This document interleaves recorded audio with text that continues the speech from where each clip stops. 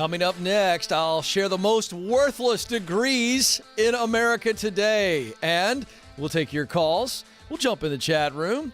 And it all starts right now.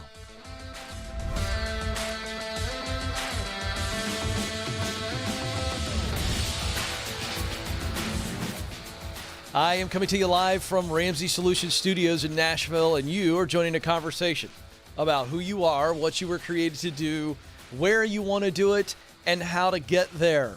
You were created to fill a unique role in and through your work.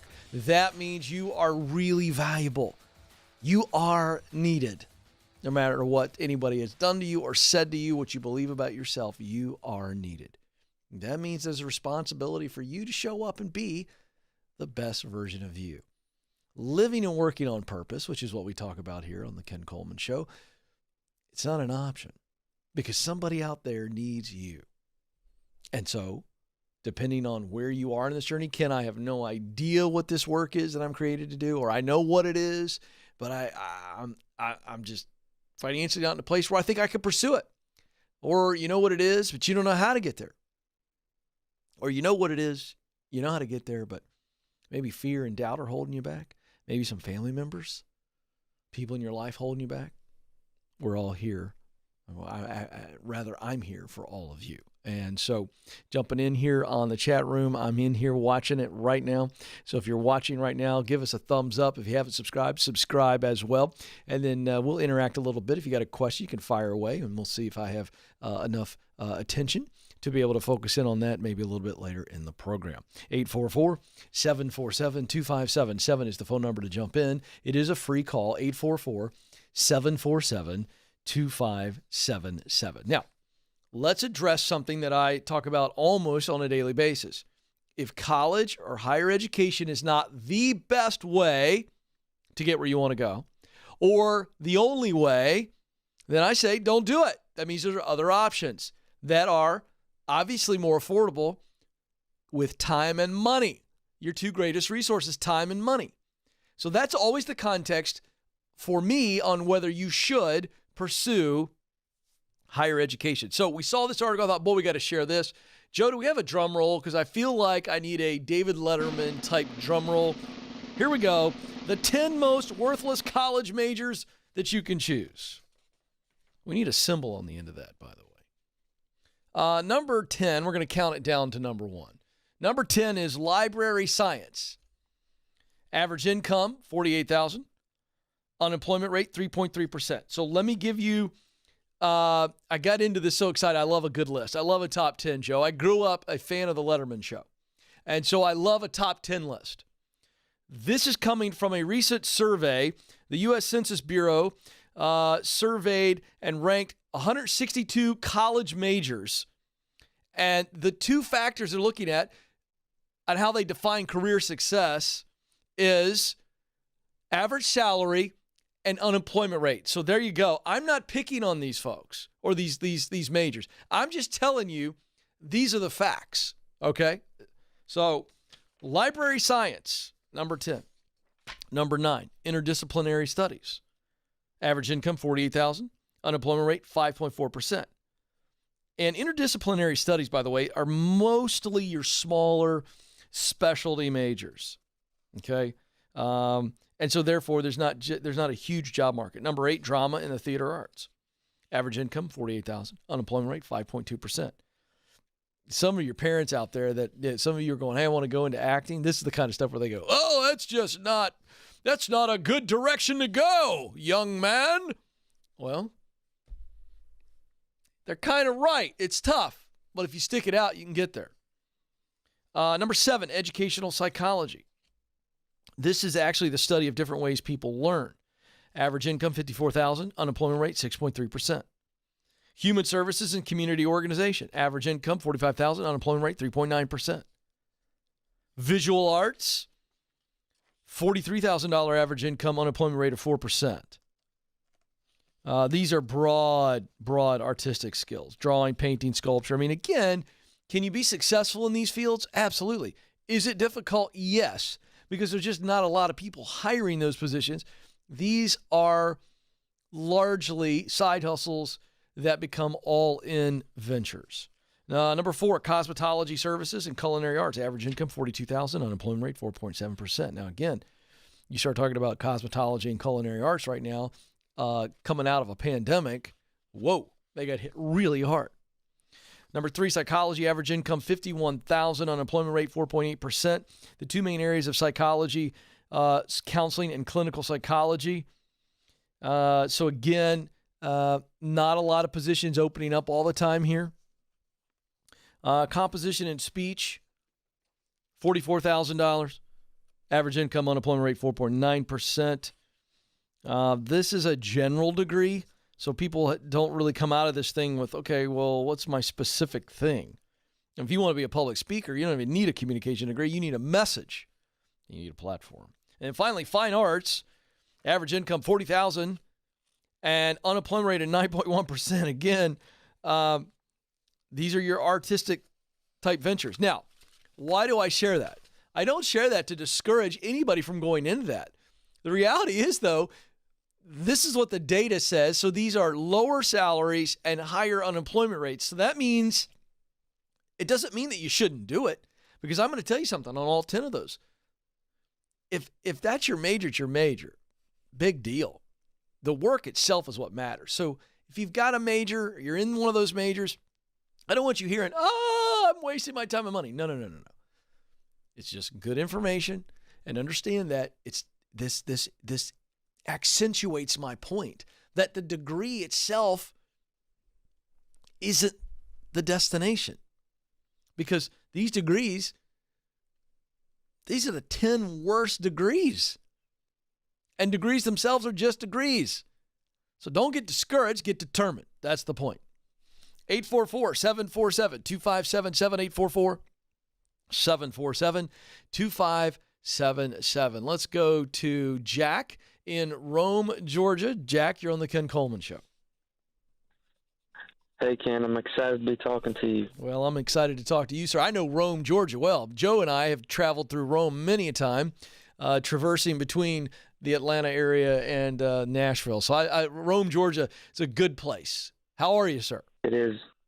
I'm well. I'm a senior in high school. Oh, good. And I need your help discovering what I was born to do. All right. So what do you know so far about what I teach? You're familiar with your talent, your passion, your mission? What do you know? Well, I'm very passionate about the baby steps, even though I'm only 18. Mm-hmm. And I'm financially prepared for college with my grades and my parents being able to cash flow. Okay, great. So what do you think you want to do? At 19, I know you have allowed your brain to wonder. And I think your heart's probably done the same thing. And so when you wonder about a successful future, what's the work that shows up in that story? Well, I've always wanted to be a physical therapist, and I actually interned at a clinic.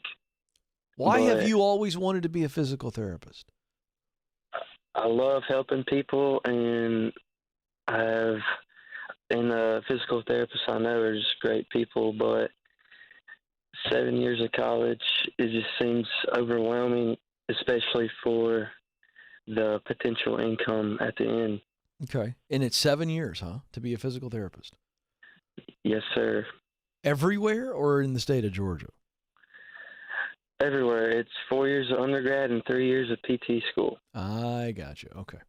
I was not aware that it was 3 years. I thought it was more of a 2-year play, but that can't be your decision. Let's go back to what you said. You've always wanted to be a physical therapist, and I asked you why. You love helping people, and then there's some specific areas that you're saying, I like the physical therapy. What do you love most about that work? When you think about doing that, somebody comes in after surgery or after a car accident or something, and you are giving them physical therapy, what's the result? And this is what I call mission, results that matter deeply to you. What's the result that fires your soul up? Just being able to help people be healthy again and changing their lives, and then inspiring them to maybe become a physical therapist like I was after I was in rehab after a hip surgery. See, you had a personal experience where you have such appreciation for a physical therapist who helped you tremendously. And so what you have to ask yourself is that what I really, really, really want to do? And if it is, and it sounds like it has been to this point, then you just have to ask yourself, well, would I even be calling Ken if I could do it tomorrow? Would you? Would you be questioning this if you knew you could do it tomorrow and be successful and not have to go through 7 years of school? Honestly, I think I would, because I love working out, and I think being a personal trainer would be the long time goal and dream. All right, then. So you're just asking me to verify it. You said you needed help figuring out what you want to do. I don't think you do. I think you know what you want to do. You've thought about the physical therapy, and you go, the amount of time I have to put into it doesn't. It's made me want to leave that, and you can't leave a true passion. You just can't. You can't forget about it. You just can't. And so I think in this case, you've shifted. You said, I still want to help people physically, but instead of therapy, you're going to be more preventative on the front end, nutrition and exercise, correct? Yes, sir. So is that what you want to do? It is. Well, what did you call me for? Permission? You want me to say, yeah, go do it?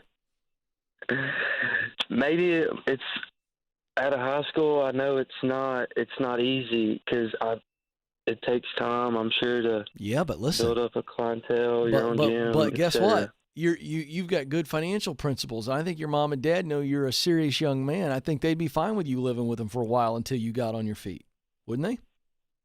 Yes, sir. So coming out of high school, you don't need to go to college to be a physical trainer, do you? No, sir. No, sir. What you need to do is get a good job at a gym and work in there and start doing some physical training, build up your reputation, build up your experience, learn how to do it with somebody else paying you. This is the track I would take. Doesn't have to be the track you take. And then after you've learned how to do it and you've gotten some good experience by somebody else paying you, then you can start doing stuff on the side, or you could start right now and go get a great paying day job and do physical training, early mornings, or get an early morning job and do training in the afternoon or evenings for people that are working. I mean, there's nothing stopping you from doing this right now. And the earlier you get started, the better you're going to be faster. The more money you're going to make sooner. You tracking with me? Yes, sir. It makes sense. I'd get after it, young man. I'd get after it. I mean, there's no reason why you aren't really crushing it at 22, 23. And you don't have any expenses right now. It's not like it's not like you've got mouths to feed and you can stay with mom and dad for a while. I've got no problem with someone living with mom and dad if they're going to get started in the professional world much sooner. I love that play. You don't have to do that. But here's what's going on with you, Jack. You're going, I know I want to do this, but man, it's going to take a while. Guess what? Joe, pipe in here, get the old mic hot. Would you like to remind Jack and everybody else how long it took me to get into the dream job of broadcasting on a national radio show? Tell them, Joe. 9+ years. Hey, it doesn't happen overnight, Jack. That's part of the deal.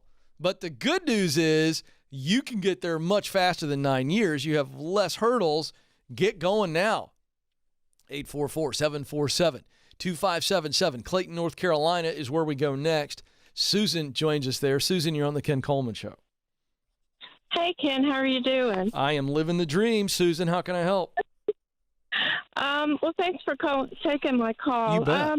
I just recently resigned from working in children's ministry for 20 years.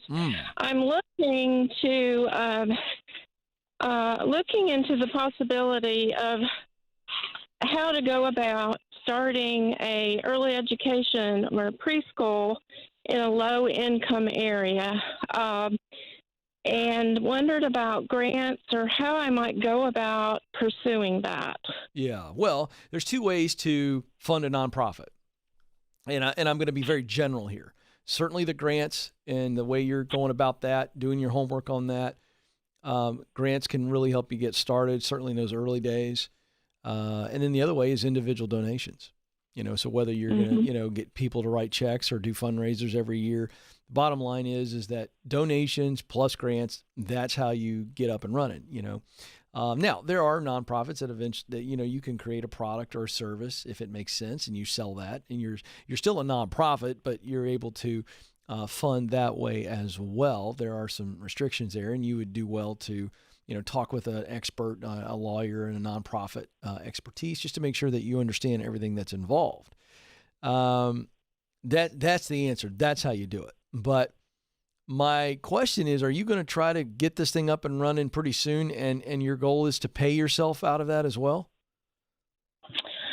The pay would be a plus, but I have an ulterior motive in that my granddaughter is in a situation where she is in a remote area. She has wonderful child care right now, but she will be going to kindergarten in 2 years. Mm-hmm. And so she does have a church, but the church itself does not have a preschool program. Mm-hmm. And just thinking about how I might help that church or maybe get them on board to maybe start a preschool. I like that option better. I like the option of you talking to church into creating a program and hiring you to run it. So that you don't, because here's the deal. My only concern is for you to create a nonprofit and try to pay yourself out of that and rely on that for your income is really risky.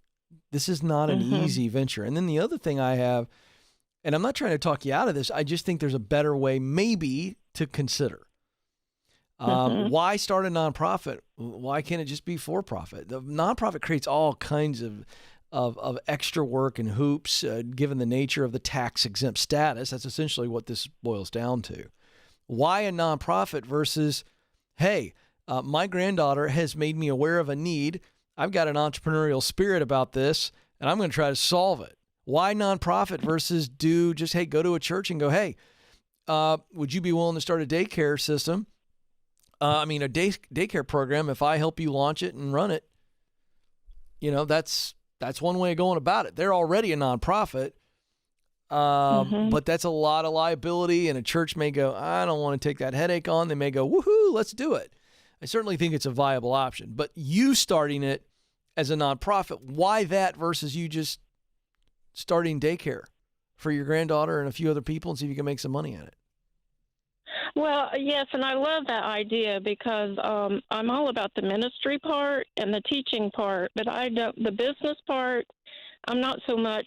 I don't want to do that. Well, okay, so so that's really great news, and B, it's bad news for your idea. Good news is you're aware I don't want to run a daycare. That's not my jam. I'm not a business person. So I love your heart, and I'm really glad you called because I want to help you avoid a potential disaster, certainly frustration. Do you need income? You just quit your job. Well, I'm a substitute teacher now, so I have part-time income. My husband still is working. Okay, so your income is bonus, is what you're telling me. Exactly, yeah. And so the real problem that you want to solve is your granddaughter. It is. That's what it's about. Mm-hmm. Well, but why do we need to start a business that you don't even want to run? So the answer is this is not the right idea. Let's help out another way. Let's figure something out. Let's find some resources, maybe come up with another, type program, or what if your kids pay you and you watch her? If you've got a part-time substitute teaching job, days you're not substituting, could you watch the granddaughter? Well, she's 3 hours away. I wasn't aware of that. I'm sorry. It sounded to me like maybe she was close by. Well, she's not. Well, how are you going to start a business 3 hours away? Well, goodness gracious. Yeah, this is no, Susan, you're amazing. Here's the deal. I want to encourage you. You got a great heart. No, should not start a nonprofit. No, you should not start a business. Your granddaughter lives 3 hours away. You can be a helpful grandmama to her mama and dad and whatever the situation is there. Try to help them come up with a solution. But this is not a good idea for you in any way, shape, or form. Well, I would like to present that idea and get some parents maybe on board. So maybe I need to start with my daughter. Yeah. And maybe she's the one that needs to put the idea. And I'm willing to, with my experience, I'm willing to help with the curriculum and things like that. Yeah, but again, you're 3 hours away. That's all you can do. You can provide advice and content. You can't be on the ground.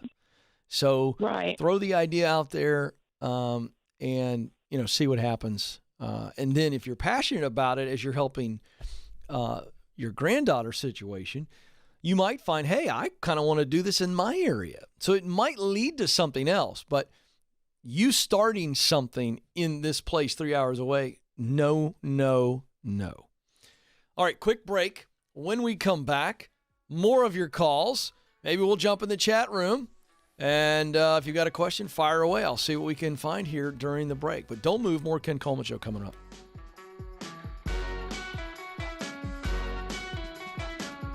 We were drawn to Christian Healthcare Ministries because we both had young families and we wanted to have more children.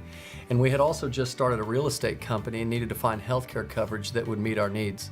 We were attracted to CHM because of its low monthly costs and the ability to negotiate medical costs down.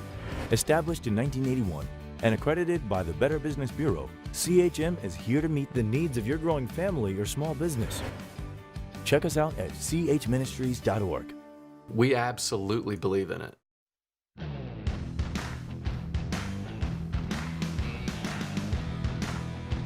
Welcome back to Ken Coleman Show, coming to you from our Ramsey Solutions studios in Nashville. Thrilled to have you with us, helping you get unstuck and get on purpose in your life and your work. If you want to jump in on the conversation, we've got a couple phone lines available, toll free, 844-747-2577, 844-747-2577. Riza is where we're going to go. Oh, no, that's who we're going to.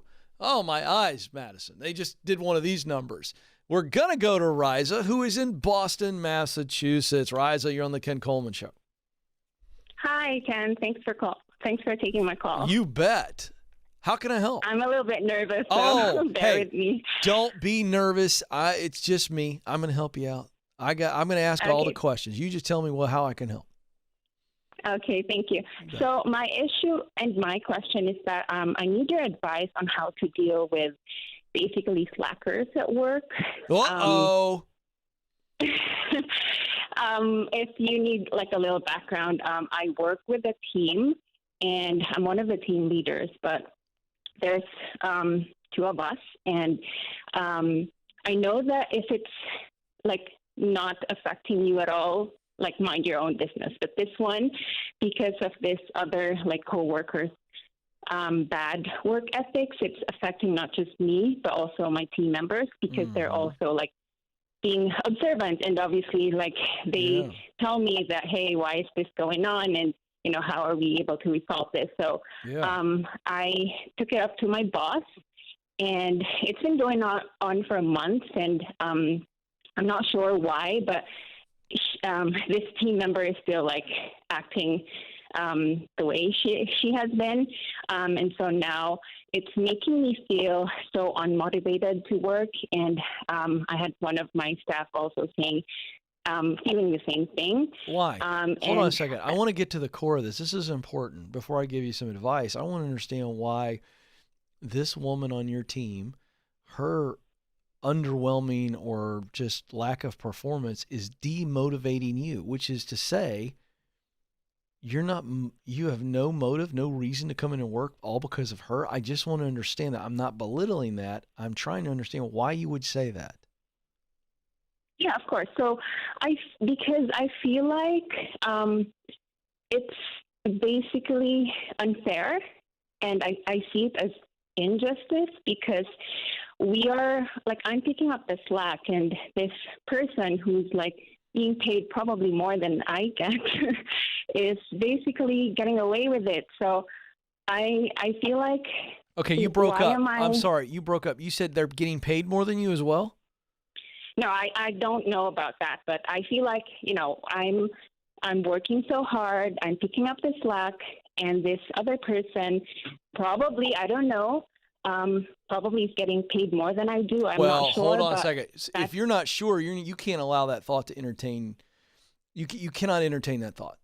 That is toxic for you. And Riza, I'm on your team, okay? But you can control whether or not you dwell on that thought. You can't control when the thought comes in, but you can control whether you allow it to stay and dwell, because You don't know that. You don't know that that person's making more than you. That is toxic. Yeah. Okay. I mean, well, let me ask you another question. You're the team leader. Now, I'm going to get to the advice in a second, but I got to help you understand what you're dealing with and how much of it you're responsible for. So you're the team leader, and you're saying, isn't that a supervising type position over her or no? No, we both do the same thing. And so that's the problem. She's the co-team leader, and she's just not pulling her weight. Mm-hmm. Exactly. And so I end up picking up the slack. And, you need to stop. You went to your leader and you explained this. And what did your leader say when you explained that she's not doing her part and you're picking up the slack? What did the leader say? So I was told that she's just going to reach out to her. And this has been happening since, I came in the organization, and she obviously knows what's going on. Now that I'm bringing who's she? My boss. Your boss knows that.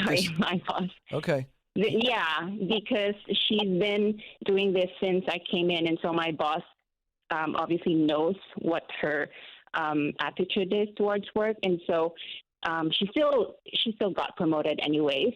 And then when I came to her and told her exactly what my frustrations are, she just told me that she was going to reach out to her. But then I haven't seen any changes. So let me ask you a question. Do you and this woman who is the slacker co-team leader, do you have very clear roles defined, or is it essentially you both are filling the same role and you just get it done? Yes, yes and no, because we were both assigned to support the team and do a couple of Okay, hold on, Rise. Listen to me. Do you have a very clear job description that is different from her? Yes or no? No, we both have the same tasks, exactly the same task. But you spread it out over how many team members? Well, that's the thing, because it's not clear cut. So I feel like she just thinks, I can just slack off because. Yes, I'm going to get to that. I'm going to get to that in a second. How many people are on the team? 7. All right, there's 7 team members, and you two as team leaders your job is to basically serve them and help them do their job better. Is that true or false? That's true. Okay. So you're really in a role of guiding others, right? They've got issues. They come to you. You try to help them solve it. You help them meet their measurements and stuff like that. Is that correct? Correct. What is the work that these 7 people are doing? Is this a sales team, marketing team, operations team? What kind of work is it? It's basically like a customer service role. Oh, customer service. So they are dealing on the phone and online, blah, blah, blah, blah, and they're just solving people problems all day long, customer problems. Yes, correct. Okay. So there's 7 of them. So one of you needs to be leading 4 and one of you needs to be leading 3 or something like that. There needs to be clear. And I think what's going on is I'm suspecting that from the moment you got there, you're such a go-get-'em person. You came in and started going crazy. And this slacker lady started going, Rise is, she's getting a lot done. I could kind of slow down a little bit. And I suspect there's no accountability in the day-to-day duties because you're filling the same role. And so what happens is you see her slacking, you step up, people start to see that, and they all start coming to you, and there's just more and more and more and more coming to you, and she's just chilling out in the lawn chair with a glass of lemonade. That's what's happening. Am I right? That's exactly what's happening. Okay, so my point is you need to start saying to, let's say that all 7 are coming to you with problems. You go, hey, I can only do this many. When they come to you, go, hey, I'm already working over here. Go over to her. And they go to her. And when things start to crumble, you go back to the boss and go, hey, I've been doing everything or most of it. I can't keep doing it. So I'm going to focus on this. Are you okay? I would go to your leader and go, hey, I'm not trying to get her fired. I'm not trying to be a problem. I'm telling you that I realize I've taken on more because I have a high amount of work ethic and character, and I want this thing to operate great. I want to be here. Is that a true statement? Everything I just said?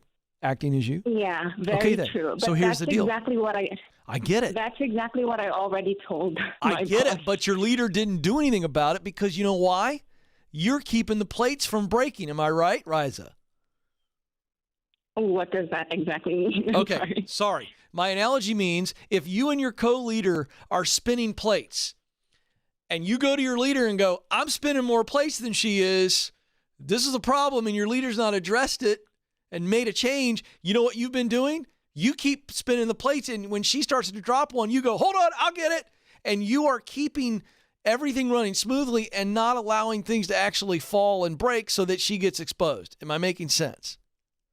Yes, that's true. You need to say to your leader, hey, I know we've talked about it. I haven't seen a change. If you want me here, I want to be here. I love this work. I can't keep making up for her.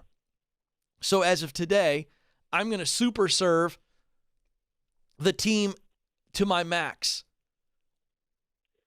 And if things start to fall, it's going to be on her. So you need to come up with a system. And everybody's coming to you right now. Am I right? That's so true. Oh, how do I know these things, Riza? That's absolutely true. And now I feel like, to be honest, I don't know. I'm starting to look for other opportunities, even though I love my job, I love my role. And you should. It's just something that you should. Okay. I'm giving you permission on that, but I'm trying to help you in the interim. I don't want you to give up yet. Should you be looking elsewhere? Yes. But I would go to the boss and go, hey, I figured out a system. I'm going to have 4 of the 7 members report to me. The other 3 are going to report to her. I can't keep taking care of all 7. She's literally barely doing anything. And I want you to be able to see it. I'm going to serve the, and by the, or don't tell the boss at all. Just go to the 4 and go to her and go, hey, we're not co-working very well together. And so I'm going to serve 4, you serve 3. You good? She goes, sure. And so when the 3 start dropping balls and things starts falling apart, you go to the leader and go, this is what we decided. She's dropping the ball. Okay, that's a really good advice. That's the only way you're going to get that leader's attention. And even then, the leader may not do anything. And at which point you're looking for something else. So there you go. 844-747-2577. Okay, I want to address this. I've got some teaching out of this call because I heard something from Riza that I think I've heard before in other calls. And I'm going to put some words to it. And this is crushing people. You ready? It's not fair, so I don't care. It's not fair, so I don't care. Let me explain. I just heard her say that. She goes, I am co-leading a team. I'm doing most of the work. She's a slacker, and I'm busting it. And she's getting paid. She's getting to stay in the position. I'm doing all the work. It's not fair, Ken. And I'm starting to not care. That is a very natural human reaction. It's not fair. It's not fair.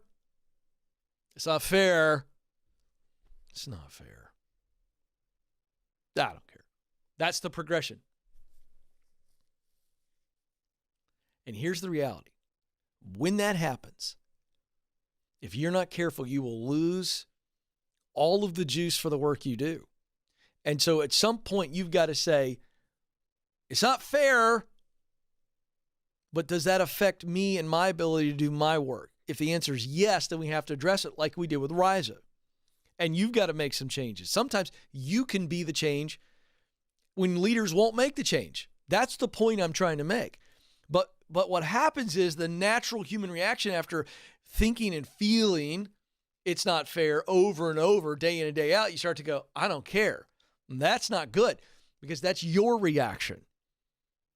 Or in this case, Riza, she goes, it's not fair, but I'm going to still step up. I'm going to be awesome. And she is.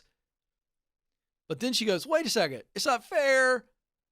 Oh, it's not fair. She gets angry, and she deserves to be angry. She should be angry.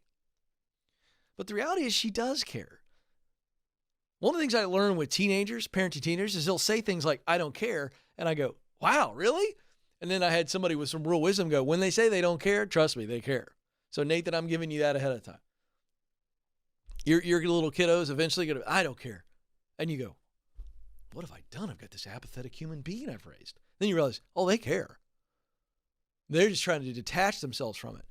And that's what's happening here. Be careful. Because if you do care and you say you don't care, we got a bigger problem going on. There's a wound there, and you must deal with that or it will not heal itself. I can just tell you that. So there you go. All right. It's time, Joe. And I hate to go. I'm having fun. I could teach on that all day long. Hey, but before I go, I want you to know you matter and you do have what it takes. Thanks for joining us. Until next time, this is the Ken Coleman Show. Press on.